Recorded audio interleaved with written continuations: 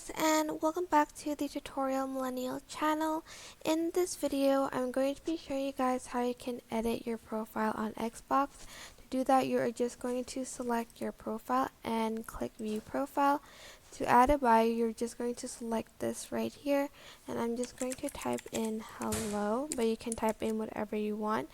And I'm just going to press the checkmark button.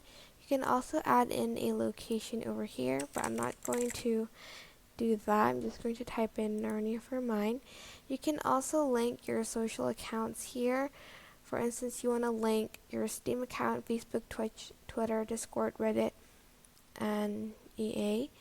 But I am not going to do that. You can also change your gamer tag over here. You're just going to press on it and it'll take you to a website, and you can change your sort of like nickname here, but I'm not going to do that right now.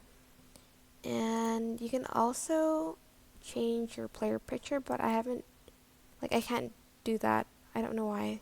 There's a problem with it, but that is basically it. I hope this tutorial was helpful for you guys. Don't forget to like, comment, share, and also subscribe to this channel if you haven't done that. If you have any questions, just leave it in the comment section down below and I will try my best to answer them all. Thank you so much for watching. Bye!